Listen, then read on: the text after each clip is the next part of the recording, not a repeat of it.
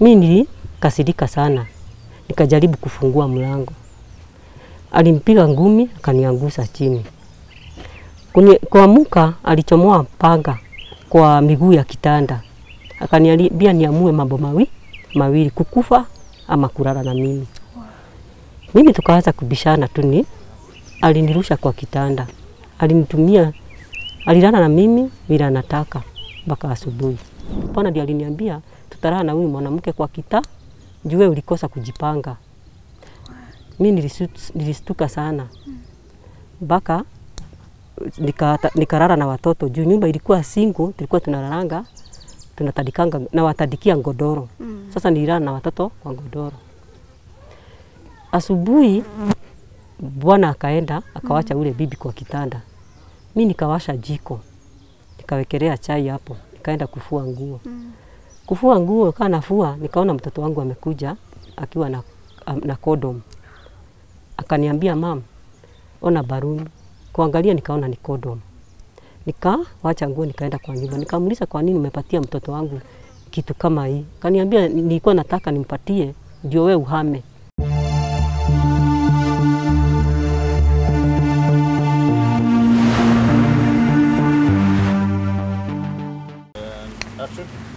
Picture this. When you're growing up facing so many challenges to the point where you're unable to continue with your education, then you decide to take up a job as a housemaid. But instead, your job ends after you commit a small mistake in the house. And that night, you meet someone who pretends to be a well-wisher, but they end up raping you. Well, that is the story of Irene. And even after she got pregnant from that incident, she met so many other men who ended up messing up her life. Well, I do not want to preempt her story because she's here with us today. She'll give us just a snippet of what life has been for her, and today how this life has become so challenging she's unable to raise her 6 children. Welcome to today's episode of My Story. My name is Yvonne Kawira.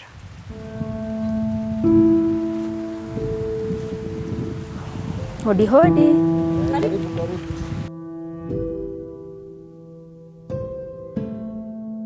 Kwa majina naitwa Irene Joki. Nimezaliwa Modoro, Katondo. Nililelewa huko na wazazi wangu kama wale watoto wengine. Walinipeleka shule. Nikasoma mpaka study 8. Kusoma mpaka study 8 sikuweza kuendelea na masomo. Juu mzazi wangu aliaga baba. Nilipitia maisha ngumu sana. Juu mamangu alikuwa anaenda kibarua. Saa zingine anapata unga, saa zingine anakosa kibarua, tunalala njaa. Nilikuwa naendaga kwa mahoteli, najaribu kuomba hii maji ya maharagwe. Tunakula na ugali. Niliona maisha imekuwa ngumu sana, nikaenda kutafuta kazi. Nilipata kazi ya nyumba. Pata kazi ya nyumba, nilifanya miaka 2. Huyo mama hakukuwa ananilipa. Nikamuuliza kwa nini haunilipi. Akaniambia hana ubaya. Kulingana na ile hadithi nilimpatia, alionelea niwekee pesa ndio anifundishe kosi. Kaniuliza nataka kosi gani. Kamwambia nataka kushona sweta. Alinilipia. Kaniambia niwe nikiamka mapema nafanya kazi ya nyumba, naenda na mtoto namweka nasari na mimi naenda hiyo kosi yangu. Nilifanya mwaka mzima nikajua kushona. Kujua kushona na yeye akajifungua na mtoto mwingine. Nikaendelea kukaa huko. Nilikuwa nimezoea kuoga jioni. Juu mtoto alikuwa mchanga, alikuwa analia sana. Sikuwa nataka kutesa yeye, yani nikumulilisha. Nilikuwa nimezoea kuoga jioni. Siku moja nilienda kuoga, nikamwacha na huyu mtoto mwingine hapo kwa mesa wakicheza. Huyu mwingine alikuwa miaka ngapi? Alikuwa na miaka 5. 6. 6 hivi na nusu. Juu alikuwa sasa unajua nasa alifanya vile nilimfanya mwaka mzima na yeye akakuwa na miaka 6 akaingia 1. Sasa alikuwa 1. Sasa mimi nilikuwa kwa bafu nikasikia kaa naoga nikamsikia mtoto analia. Nilivaa nguo nikatoka. Nikakuta ameanguka na ameumia kidogo hapa kwa uso. Nilikaa na mtoto mpaka mamake anakuja. Alikuwa anakujaga saa 4 ya jioni. Juu alikuwa anafanya kazi ya hoteli. Aliniuliza mtoto ni nini? Nikamwambia ameanguka nikiwa kwa bafu. Alinipiga vita baya sana. mpaka nilikuwa na bleed kwa mapua. Akaniambia niingie kwenye nararanga, nitoe manguo zangu zote na nisiwache hata kitambaa. Mimi nitoa nguo zangu, akanirusha nje na akafunga. Sasa ni saa 4 usiku. Sasa kulikuwa kunaenda saa 5. Juu unaona alikuja saa 4 na anaendelea hii masaa ya kunipiga. Masaa ilikuwa inashonga tu. Akanirusha nje. Kulikuwa na jirani hapo. Nilikaa kama dakika 10 hivi. Kaa nimeangalia juu nione ama nitawaacha kubleed na mapua. Niliacha kubleed. Nikabisa mlango kwa jirani. Aliakiza stima akafungua. Alistuka vile aliniona nimejaa damu kwa nguo. Akaniuliza ni nini, nikamwambia, nikampatia hadithi yangu yote vyenye nimefanywa na huyo mama. Nikamwambia nipatie pahali pa kulala ndio kesho niamke niende kwetu. Aliniambia hawezi kunipatia kulala juu hataki kusana na huyo mwenye ameniajiri. Mimi nilianza na safari kwenda na njia. Nikakutana na mwanaume. Sasa ulikuwa ukienda wapi? Sikuwa najua kwenye naenda juu. Naona sikuwa na pahali pa kwenda. Ni kuenda tu na njia. Ni hiyo place ilikuwa wapi? Ilikuwa Dodora. Dandora. Okay. Ilikuwa mahali pako safe hivi ama ulikuwa unaona pana kali? Kwa barabara tu. Unajua huko kuko na maploti ni town. Nikakutana na mwanaume. Sijua maana alikuwa anafikiria mimi ni mwenda wa simu. Akaniuliza, akaenda kado. Tena akarudi akanimulika. Akaniuliza, msichana umeenda wapi? Na masaa hizi ya jioni ni kubaya huku unaweza uawa. Nikampatia hadithi yangu yote. Kaniambia twende na wewe kwa plot. Tunaishi plot moja na mama yangu. Nikamuite akufungulie ulale. Tukaenda na yeye. Kwenda na yeye ndio tulifika. Akafungua mlango akaniambia nikae hapo aende aite mamake. Alienda akamaliza dakika 15 akarudi. Kaniambia mimi mamangu aishi huku. Anaishi Murang'a. Na niliona nikikwambia ukweli hutakubali kukuja huku. Niliona nikudanganye ndio ukubali kukuja. Mimi nilikasirika sana. Nikajaribu kufungua mlango. Alimpiga ngumi akaniangusha chini. Kuamka alichomoa panga kwa miguu ya kitanda. Akaniambia niamue mambo mawili kukufa ama kulala na mimi. Mimi tukaanza kubishana tu ni alinirusha kwa kitanda. Alilala na mimi bila anataka mpaka asubuhi. Mimi niliamka akaniambia vaa nguo ndio nikusindikize uende kwenyu. Mimi nilikuwa namuogopa tu. Tukaenda naye. Alilipa huyo mtu wa Nissan, kamlipa fare yangu na akanipea 100. Mimi nikaenda kwa mama. Kwenda kwa mama nikampatia story yangu, hadithi yangu yote. Kaniambia usijali, nitakuombea Mungu usiwe umepata hii ugonjwa ya ukimwi. Tukaendelea kukaa na mama yangu. Kufikisha miezi 2 nikaanza kukojeka kama malaria. Mimi nikaenda hospitali. Kwenda hospitali daktari akaniuliza kulingana na vile nilimwambia nasikia, kaniuliza unaonanga hii mambo ya wamama ya mwisho wa mwezi? Nikamwambia hapana, hii mwezi sijapata hiyo.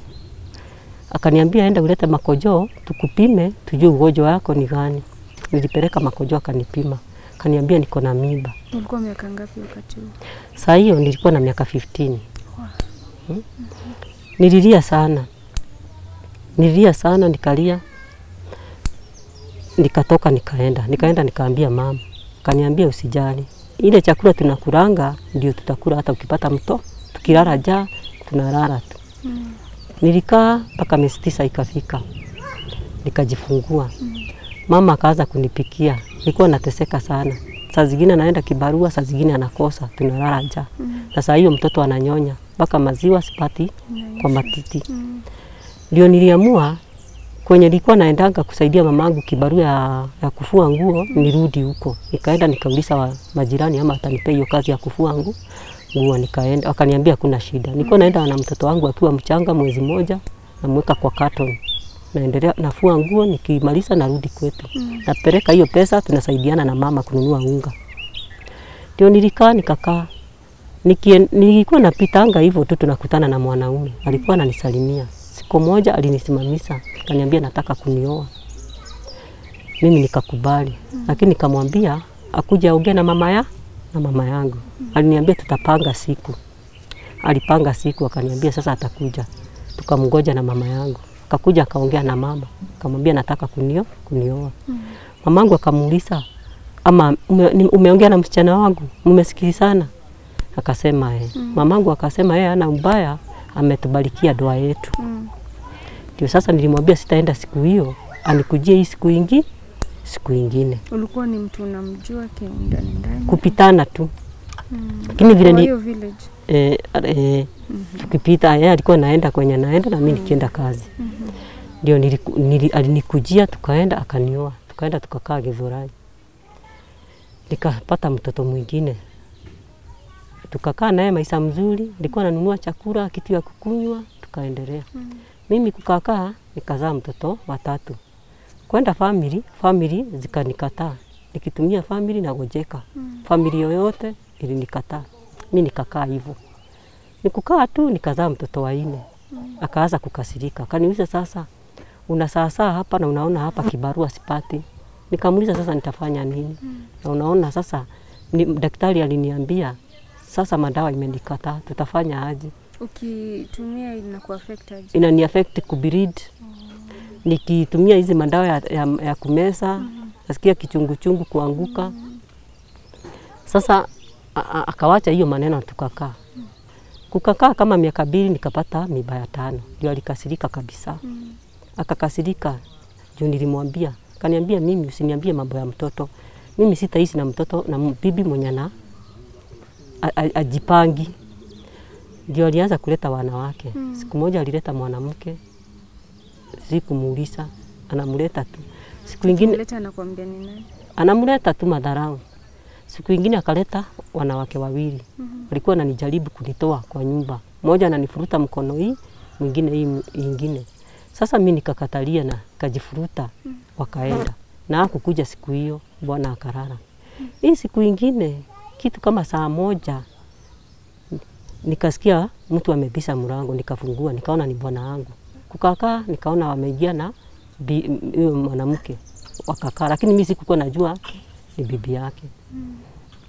Mimi nilikaa hapo mpaka alikaa hapo, nikapika na niwakapakulia chakula. Kwa pakulia chakula wakakula. Bwana ndiye aliniambia tutalala na huyu mwanamke kwa kita, juu wewe ulikosa kujipanga. Mimi nilistuka sana.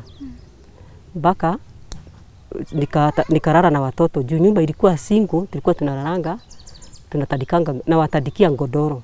Sasa nililala na watoto kwa godoro. Asubuhi bwana akaenda akawacha ule bibi kwa kitanda. Mimi nikawasha jiko. Nikawekelea chai hapo, nikaenda kufua nguo. Kufua nguo kana nafua, nikaona mtoto wangu amekuja akiwa na condom. Akaniambia mam, ona baruni. Kuangalia nikaona ni condom. Nikawacha nguo nikaenda kwa nyumba. Nikamuuliza kwa nini umepatia mtoto wangu kitu kama hii? Kaniambia nilikuwa nataka nimpatie ndio wewe uhame. Sina haja, huku ni kwangu. Nikamwambia sasa huku ni kwako na ni ploti nikukoboa. Siwaambie bwana kukoborea nyumba. Ndio hata si kwa kina mama yao niko kwa plot. Ndio sasa tulipigana, yeye ndio alianza kunipiga. Tukapigana, akaanguka ile upande iko na jiko. Maji kamwangukia, akachomeka. Ndio alienda. Kwenda kurudi alikaa siku 3. Akakuja na polisi. Wakanishika. Nikawacha watoto wangu kwa plot. Mimi nikapelekwa Thika rumande. Nikakaa mwezi mmoja, ndio sasa nikaletwa kotini. Huyo bwanangu akakuja na huyo bibi. Juu nilikuwa nimeambia polisi huyo mwanamke ndio alinikuta kwa nyumba, bwana aliitwa. Akaulizwa mimi ni nani kwake. Alisema anijui, mimi si bibi yake. Mimi nikarudishwa jela. Nikafungwa. Lakini jirani walikuwa wanakuja kunitembelea, ndio walichukua watoto wangu. Wakaendelea kukaa na watoto wangu, kuwapea chakula nini. Nikafikisha miaka 3 nikawachiliwa. Kuenda ndio nilikuwakuta. Kulikuwa na nyumba ilikuwa imehamwa tu kwa hiyo ploti tu. Hawa mama kaniambia sasa chukua hii nyumba tukuchangie. Walinichangia tusufuria kila kitu walinichangia nikakaa. Kumaliza mwezi mmoja sijui nani aliambia bwana nimetoka kwa jela. Hapo ulikuwa unakaa na watoto wako? Nilikuwa naishi na watoto wangu. Akakuja bwana wakiwa na huyo bibi. Wakaniambia tulisema tutakuua.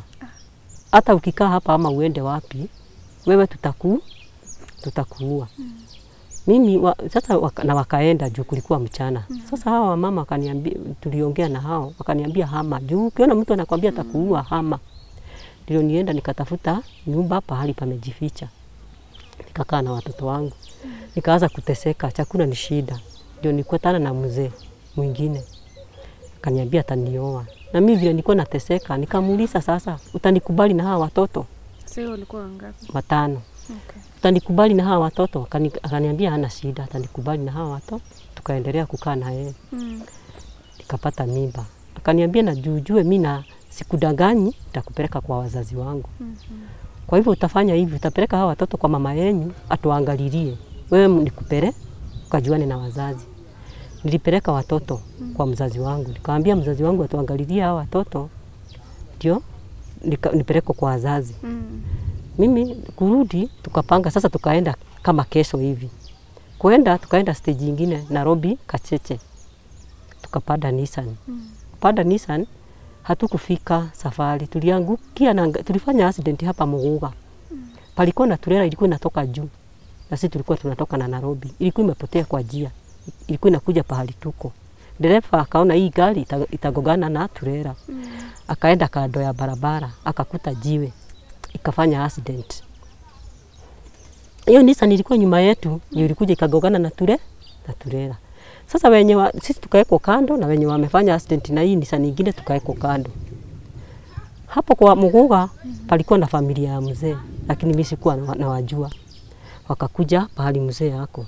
Tukachukuliwa, tukapelekwa Kikuyu, tukaraswa huko. Juu mzee wangu alikuwa ameumia sana. Alikuwa yani inikoma, hakuwa naongea. Alipelekwa Kenyatta. Mimi nikawachwa wapi? Huko Kikuyu. Nikatibiwa na nikapona. Sikuwa na mama hakuwa anajua niko wapi. Sasa kupewa ruhusa nikakosa pesa ya kulipa. Sasa watu walikuwa wanapewa ruhusa, mimi naachwa kwa kita. Kulikuja masosi waka hapo wenye wanasugukanga kwa huko kwa ward. Wakaniuliza, mama, kwa nini wewe uendage? Juu tunaona watu wanapewa ruhusa na wewe uendi. Nikamwambia, nikawapatia hadithi yangu yote. Wakaenda. Wakarudi wakaniambia tumekulipia, unaweza enda. Ndio nilienda. Kwenda nikakuta mama yangu. Alistuka juu aliniona naenda na nini? Na hizi mami. Ulikuwa umeumia wapi? Nilikuwa nimeumia hii mguu. Kuanzia hapa hata hii nilikuwa nimeumia kidogo. Nilikuwa nimeumia hiyo miguu. Sasa alianza kunipikia na nilikuwa na mimba ya miezi 7. Akaanza kunipikia na siku moja akaenda akaangalia mzee Kenyatta. Akakuta bado haongei. Akarudi tukaendelea kuishi. Ndio sasa nilijisaidia, nilipata mtoto. Mama alikuwa anateseka juu sikuwa nimetolewa hii plasta. Walizalisha na hiyo plasta. Walikuwa wanaweka mikono, wananizuia juu mtoto asitoke kwa agoge nini. Walikuwa wananizuia na majirani. Majirani ndio walikuwa wananishalisha huyo mtoto. Mimi mzee akamaliza mwaka Kenyatta. Ndio alikuja. Tukaanza kuishi naye sasa huko. Tukakuja huko Girigiri kwa mama yake. Ndio tuliendelea kuishi na mzee. Mzee ni shida. Aongee, afanye kazi, miguu yote imevunjika. Hiyo mguu moja ikawekwa chuma. Juu alikuja akagojeka tena, akaenda akafanya operation huko Nodikinago. Ndio akawekwa chuma. Kukaa kidogo, hii mguu ingine tena ikaanza. Tena nikamrudisha huko. Akaadmitiwa tena akafanywa operation nyingine. Amefanywa operation 3 kwa hii miguu 2. Mimi nikuteseka na watoto. Mtoto wangu mmoja alikuwa standard 8. Nikasido nitamfanya aje. Amefanya KCP. Palikuwa na jirani mwingine alikuwa anaona ile shida napitia. Akaniambia atanipatia uniform ya mtoto wake na atanipelekea mtoto shule. Hata akinilipia hata mmoja iko sawa. Mimi nikamwambia kuna shida, akanilipia huyo mtoto mmoja. Na nilikuwa nimewafuatanisha. Huyo alikuwa na mwaka, alikuwa study 8 na huyu mwingine alikuwa amemfuata alikuwa 7. Sasa huyo akaenda akafanya hiyo tamu moja. Huyo mama akunilipia, juu aliniambia tu atanilipia tamu moja. Nikaanza kuteseka. Mtoto anafukuzwa anarudi. Sina pesa. Pesa yenye napata ni ya kununua tu unga. Huyo akateseka hivyo, pesa ikakuwa mingi. Nikaongea na principal, akanipatia basari. Basari yenye ananipatia ni kidogo kuliko ile pesa niko na deni. Wakasoma hivyo na shida. Huyu mwingine tena akaingia, lakini ingisiwa tena na mama mwingine pia kaniingisia yeye. Wakaanza sasa kusukuma kukua na pesa mingi kwa shule. Ndio sasa huyu mmoja kukaa hivyo, nikatafutiwa mtu wa kumshomesa tu huko kwa shule, deputy. Kaanza kunisomesea huyo mtoto. Wakasoma hivyo na shida mpaka wakamali. Lakini huyu wa form 4 huyu wa kwanza aliwacha deni mingi sana. Hata saa hizi hajaienda kuchukua result zake, ziko tu huko. Juu aliacha madeni mingi sana. Na sasa wamemaliza na wajaenda pahali. Na niko na wengine bado wako shule. Niko na kijana wa form 3, na niko na mwingine ako na mama na huko wa form 1, na niko na wengine wako primary. Sasa nateseka na hao. Juu niko na mamangu ni mgonjwa. Saizi anatakikana pesa ya picha. Ndio apigwe picha juu inaambiwa roho yake iko na maji. Na anafura tumbo na pia ako na ugonjwa ya figo. Huyu ni mzee na yeye anatumianga madawa ya uchungu. Juu hii mguu yake, kidole yake ikusikana vizuri. Hii kidole kubwa ilikaa imeangalia juu. Mimi hata miguu sikuwa naweza kutembea hata kidogo. Lakini nimefanywa hiyo wakati hiyo nilikuwa natibiwa, nilikuwa nimewekwa chuma. Hata hii ni chuma moja ilikuwa imewekwa hii kwa hii unaona hapa. Unaona hii ni chuma ilikuwa hapa ya kutoshanisha hii mguu. Sasa zile vidole naye zikakuwa kama paralyzed. Hata hii ukiangalia hii kidole moja nilikuwa nimewekwa chuma tuwili hapa na hapa. Sasa hii strengthiwa hivi ikakuwa imesimama hivi. Sasa hata kutembea ndio inakuwa ni shida. Inasikiaga vibaya sana sababu hata na shida kwa wakati mwingine hata kuwapatia masomo inakuwa ni shida. Sababu hata chakula za zingine tunaendaga karibu tunakosa. Kama wakati kama huu hata chakula hatukuweza kupata hata kitu hata kidogo. Sasa tunategemea tu wasaidizi vile wataweza kuwa natusaidia. Mimi hata nimeshukuru na nimefurahi kwa sababu ya kututembelea. Ndio mnaona hata ninashindwa hata vile nitaweza kuwaambia karibu. Sababu saa zingine najua mtu akitembea pahali lazima anaenda analishwa kitu kadogo ama nini. Lakini kwa wakati huu sasa nakuaga niko chini kifedha kulingana na vile ziko. Kwa majina yangu naitwa Mila Mkiwani. Niko na umri wa miaka 18. Mimi ni wa pili kwetu, familia ya watoto 6. Nilisoma nikafika hadi kidato cha 4, nikasimama kwa kukosa fedha. Sikuendelea kwa vile wazazi wangu walikuwa wamepata ajali, hawakuwa na ile uwezo wa kuniendeleza. Nikaenda nikatafuta kazi. Huko kwenye shughuli za kazi ndio nilienda hospitali nikapima, nikaambiwa nina shida ya figo. Miguu yangu ikaanza kufura hivyo, nikarudi nyumbani. Sasa hizi nimekaa nyumbani sina la kufanya kwa vile wazazi wangu hawana ile uwezo wa kunipeleka mbele. Na kule unaweza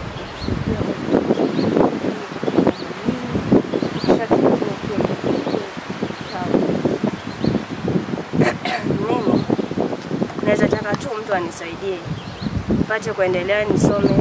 Nataka kufanya business management.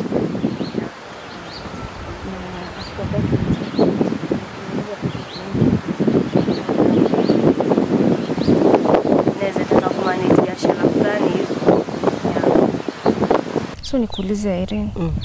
Mara ya kwanza vile ulikutana na ule mwanaume ambaye alikurepe. Uliambia mtu, ulienda kutafuta usaidizi kokote? Ilikuwa vipi? Sikuambia mtu juu nilikuwa naogopanga. Hata nikiambiwa nipeane hadithi yangu, nilikuwa siongee yote. Sikukuwa na mtaji sana. Nilikuwa namuogopa. Unaona ni kujificha. Juu alisema ataniua wakiwa na huyo bibi. Tena huyu mwenye niko naye bwana, naye alikuwa anaogopa. Alikuwa ananiambia nikienda pahali nisiseme niko na bwana. Juu hataki huyu amuone. tena akuja tuwe sisi wote. Sasa maisha nilipitia hiyo maisha. Na lakini saizi aliamua, alisema ako tu sasa, hata niongee niseme niko na yeye, nisiogope, hatutaogopa tena. Juu nataka usaidizi. Juu nataka usaidizi. Okay. Nilikuwa nauliza kwa ule mwenye alipatana na ukiwa 15 years, akakudanganya unaenda kulala kwake anakupatia malazi. Ulipeleka hiyo kesi ya mimi sikupeleka. Juu nilikuwa namuogopa. Unaona, ukiona mtu ameweka panga na alikuwa anakunywa bangi, ujui ama ni mkora, ujui ama ni nini. Sasa niliogopa. Sasa mimi maisha yangu ilikuwa ya kuishi tu na ya kuishi sina raha na hivyo. Okay. Hizo shida zote ambazo umepitia zimekuwa affected hata kimawazo, emotional. Mimi saa hizi unaona kama hii mguu yangu ilikuwa inaniumanga sana. Nikapata mtu akanilipia hospitali. Na saa hizi mimi unaniona hapa, saa zingine nakuanga na asas nikufikiria sana. Nafikiria huyu ni mzee, huyu ni mama yangu, hawa ni watoto. Sasa maisha yangu inakuanga hivyo. Okay. Na juu una share story yako na ungetaka usaidiwe, kwa Mkenya ambaye anakutazama saa hizi anaweza kupata vipi na ungetaka usaidizi wa aina gani? Mimi msamaria mwema mwenye anaweza kusikana na mimi aweze kunisaidia. Ningetaka nisaidie kama ako na uwezo kunisomesea watoto wangu. Niko na wawili, kama huyu ako kazi ya nyumba ananimisanga mama. Sasa unataka tu mama nipitie ile maisha ulipitia. Si afadhali utafute tu venye unaweza nipatia hata kakosi. Huyu mwingine alifanya akapata C na nikuteseka sana. Na ananiambianga mama, si unitafutia anga watoto wote wameenda kwa hii kijiji, wameenda college. Mimi mama niko tu hapa. Si unitafutie mama, na mimi sina uwezo. Mtu angekuwa kuna uwezo anipelekea hata kani hawa nipelekee college, naweza furahi sana. Na huyu mwingine course naweza furahi sana. Na nisomesee hawa watoto wangu. Mtu anaweza ako na uwezo aniwekee kabiashara. Juu naona niko na mzee, niko na hawa watoto, sina nguvu mguu yangu, hata mimi niliumia miguu nikifanya sana kazi, hata kulima ninakuwa na miguu. Aniwekee kabiashara, naweza furahi sana na Mungu anaweza mbariki. Mtu anaweza kupata wapi? Niko na namba yangu ya simu ni 07 68 54 71 40. Okay. Italeta jina gani? Irene Joki. Tunashukuru sana Irene. Vile kwanza kabisa umetukaribisha kwako na umekubali kushare story yako. Toka mahali ulitoka mpaka mahali ulipofika wakati huu. Matumaini yetu ni kwamba hautabaki kwa vile tumekupata. Maisha yako itabadilika. Na Wakenya ni watu wakarimu. So tunajua vile mnajitokezanga kwa bidii, mnasaidia guests wetu. We always appreciate you. We always thank you always for supporting our guests and coming through for us whenever we come, pleading with you to help us. This is the story of Irene. She's begging you to kindly help her stand up on her feet and raise the kids that God blessed her with. Thank you so much for watching till the end of the show. My name is Yvonne, and until next time, keep it Tuko.